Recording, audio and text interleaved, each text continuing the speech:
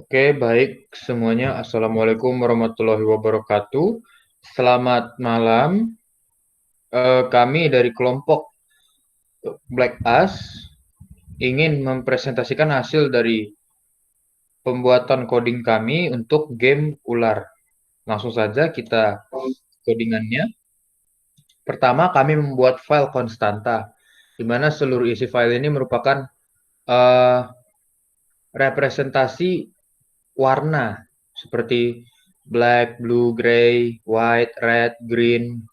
Ini merupakan warna di mana direpresentasikan dengan indeks dalam bahasa pemrograman.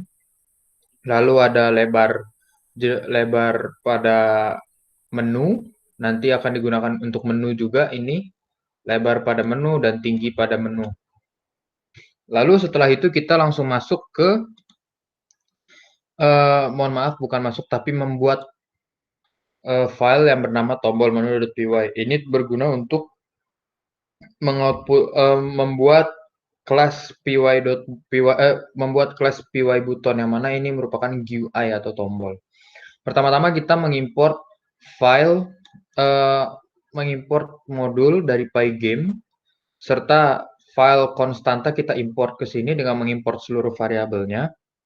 Lalu seperti dapat dilihat di sini kita mendeklarasikan atau menginisiasikan mulai dari font huruf, teksnya, terus warnanya, backgroundnya, dan eh, rendernya atau ya bisa dibilang render atau untuk pengoutputannya. Lalu ada di dalam kelas PyButton ini ada metode render text yang mana ini berfungsi untuk eh, mengoutputkan atau merender suatu teks yang dioper dari file menu game ataupun main dioper ke sini untuk di-outputkan. Lalu ada uh, metode membuat persegi teks ini berfungsi untuk membuat layer pada GUI. Jadi nanti kalau misalkan ada tulisan seperti new game, quit itu nanti ada layer berbentuk persegi atau rectangle. Lalu ada draw ini untuk menggambarkan methodenya atau membuat tampilannya atau ya benar tampilannya. Lalu setelah itu ada 5 metode di bawah ini, yang mana 5 metode ini merupakan respon yang terjadi untuk menu. Pertama ada metode setActive, di mana metode ini menggambarkan variabel aktif yang bernilai true, sedangkan setInActive variabel aktifnya bernilai false. Lalu ada metode setHighlighted, di mana ini metode yang menggambarkan kalau kita mengarahkan kursor ke suatu GUI, maka GUI itu akan responsif. Bisa dibilang inilah karena hover color ini. Lalu set normal, ini kalau kita tidak menggeserkannya atau menggeserkan kursor ke GUI maka tidak akan terjadi apa-apa. Serta def is hovered, ini merupakan untuk meresponsifkannya digunakanlah metode def set is hovered, di mana ini kalau kita sedang menggeserkan ke GUI maka akan terjadi transisi perpindahan warna, di mana warnanya ini akan menjadi direpresentasikan dari atribut hover color yaitu abu-abu. Lalu setelah membuat tombolnya, kita membuat file menu game.py di mana kita mengimport dari modul pygame, file dari file tombol menu.py serta modul sys. Lalu setelah itu kita mengimport juga modul dari pygame.locals, kita mengimport seluruh variabelnya dan kita mengimport dari file konstanta dengan mengimport seluruh variabelnya juga. Pertama kita membuat class py menu, ini merupakan tampilan dari menu di mana kita diawali dengan diinisiasikan semuanya mulai dari nama tombol, lalu perintah pada tombol, jenis tombolnya apa, indeksnya apa. Lalu ada metode tampilan pada kelas PY menu ini, di mana methods ini akan menampilkan layer menu atau layar menu. Lalu di layar menu beserta isinya seperti tombol-tombol atau GUI-nya. Lalu ada metode tambahkan tombol ini untuk menampung perintah tombol serta jenis tombolnya. Lalu ada cek event, di mana cek event ini merupakan cek perintah atau kejadian pada menu. Di mana kalau kita menggunakan mouse, maka akan dicek di metode cek mouse. Seperti dilihat di bawah ini, kalau kita menekan mouse di GUI, maka GUI tersebut akan menghasilkan suatu indeks, yang mana indeks itu dioper ke perintah jalan. Apakah indeks itu bernilai 1 atau 0? Kalau 0 dia akan menjalankan game, tapi kalau 1 dia akan berakhir gamenya atau exit. Sama juga seperti kalau cek keyboard, di mana kalau kita meng-enter, kita akan melihat apakah indeksnya ini 1 atau 0.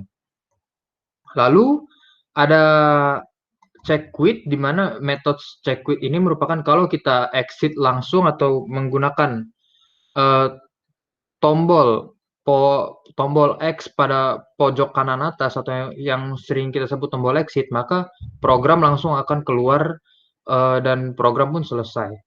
Lalu ada def perintah jalan ini untuk mereturn si perintah dan indeks. Kalau misalkan indeksnya 1, maka perintah akan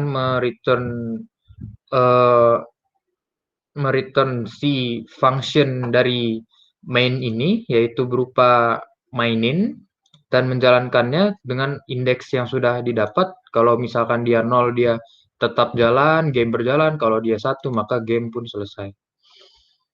Baik, langsung ke mainnya akan dijelaskan selanjutnya oleh teman saya, Iksanuddin Rakasiwi. Silakan, Iksan. Baik, akan saya lanjutkan.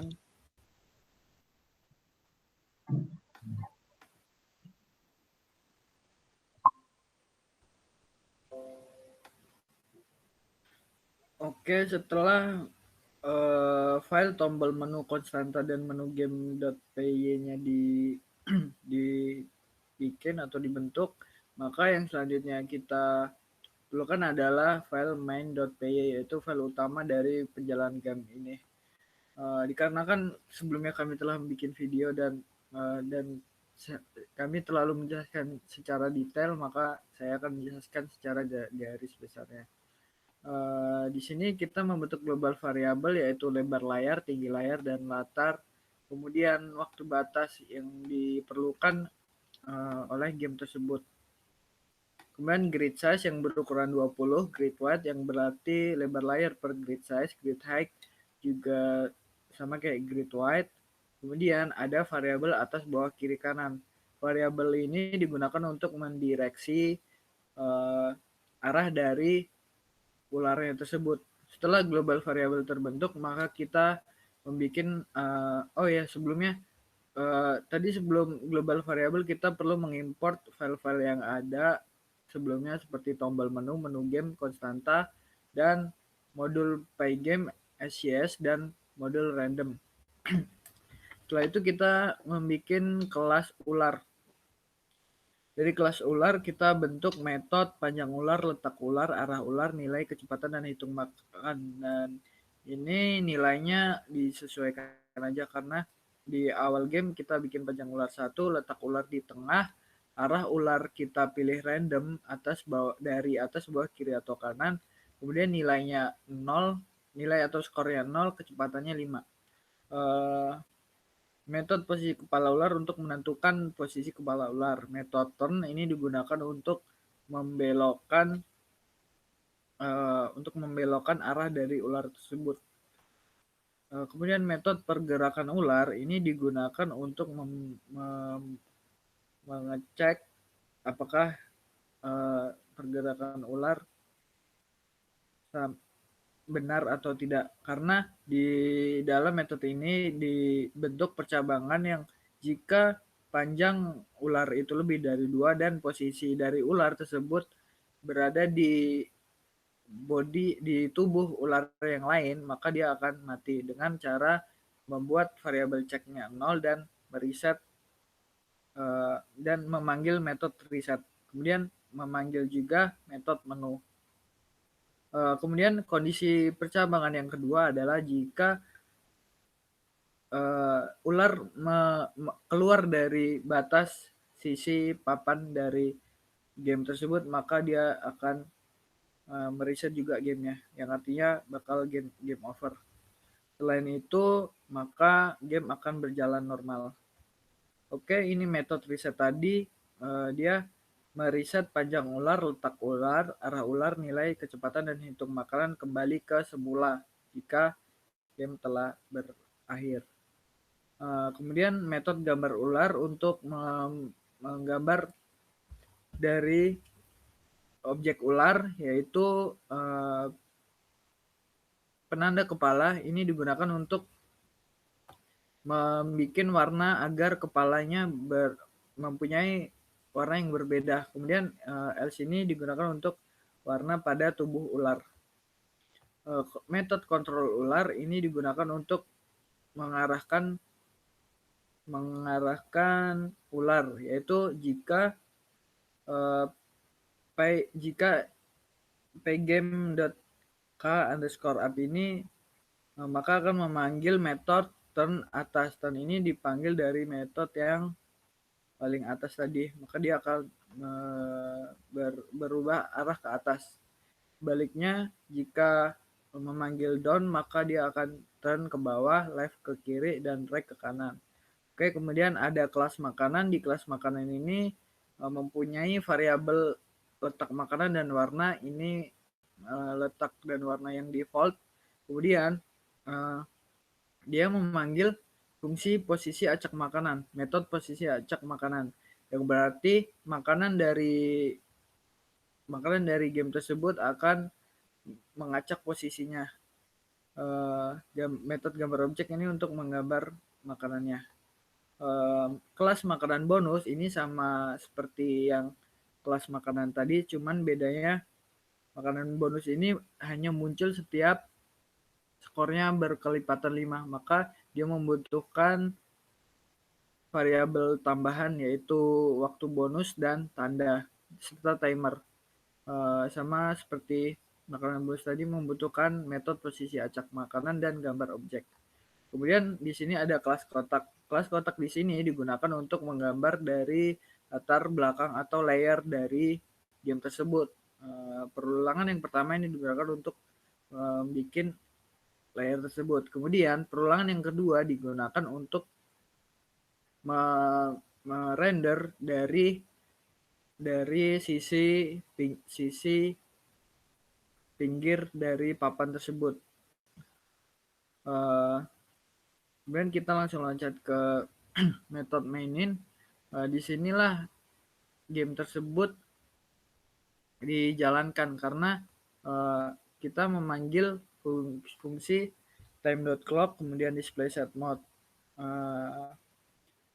Dan ini merupakan variabel untuk memanggil papan ular makanan dan makanan bonus. Ini variabel putih dan hijau digunakan untuk menampilkan warna dari makanan bonus. Kemudian di perulangan while yang ini, while true, ini dia digunakan untuk menjalankan game tersebut. Jika indeksnya 1, maka gamenya akan keluar, karena indeks ini berkaitan dengan menu. Kemudian clock.tick merupakan kecepatan dari game tersebut dengan parameter ular dan kecepatan, karena kecepatan ini tadi defaultnya dari kelas ular. Kemudian kita bisa mengontrol ular, menampilkan layer dari gambar kotak tersebut, pergerakan ular, serta menambah variabel hitung setiap perulangan. Jika posisi kepala ular sama dengan letak makanan, dengan kata lain, jika ular memakan makanan tersebut, maka panjang ularnya bertambah 1. Nilai bertambah 1, hitung makanan bertambah 1, dan timer di set menjadi 0. Kemudian memunculkan makanan baru dengan posisi acak. Jika nilainya berkelipatan 10, maka kecepatan ular tersebut bertambah sebanyak 1,5 kali lipat. Serta waktu bonus ini yang digunakan juga untuk waktu dari makanan bonus. Jika kita membutuhkan variabel tambahan yang ini digunakan untuk mengeluarkan makanan bonus, yaitu jika hitung makanan tidak sama dengan 0 dan hitung makanan itu kelipatan dari 5, maka tandanya akan berubah 1. Jika tandanya sudah 1 dan timernya itu kurang dari waktu bonus, maka makanan bonusnya akan muncul dengan warna yang berkedip dari warna ke 0 dan warna ke 1. Kemudian timer juga akan bertambah sebanyak 1 setiap perulangannya. Oke, jika posisi kepala ular sama dengan letak makanan bonus, maka panjang ular bertambah 1 dan nilai bertambah 5 karena makanan bonus bertambah 5. Hitung makanan di set lagi menjadi 0 dan tandanya variabel tanda berubah jadi 0 serta timer juga berubah jadi 0. Kemudian jika nilainya berkelipatan 10, maka kecepatan ularnya bertambah sebanyak 1,5 kali lipat. Kemudian waktu bonus juga bertambah untuk menyesuaikan waktu dari timer dari makanan bonus tersebut. Setelah itu, makanan bonus akan muncul kembali dengan posisi yang akan diacak. Oke, jika kondisi tadi yang makanan bonus tidak memenuhi, maka dia akan mengeset tanda menjadi 0. Kemudian blok yang line 221 dan 222 ini digunakan untuk menggambar ular dan makanan. Kemudian screen.bleed ini digunakan untuk merender skor dan nilai dari permainan kita. Kemudian untuk metode menu tadi sudah dijelaskan oleh Akmal ya. Kemudian dari semuanya kita dari awal kita memanggil metode menu, fungsi menu karena di menu inilah akan dipanggil dari game tersebut. Oke, langsung saya simulasikan aja di gamenya ya.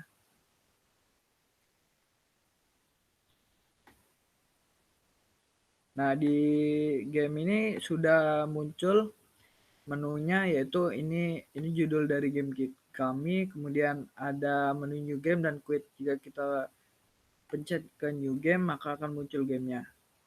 Under 3 minutes. Oke, di spesifikasi kebutuhan yang kita perlukan, jika kita memakan sebanyak 5 menit, maka harus muncul makanan bonus selama 5 detik. Kemudian selama itu jika kita memakan makanan bonus tersebut maka akan bertambah 5. Kemudian jika kita menabrak diri kita atau tubuh ular itu sendiri maka dia akan berakhir dan akan muncul tulisan permainan berakhir. Jika kita pencet new game maka akan mengulang ke nilai variabel yang baru.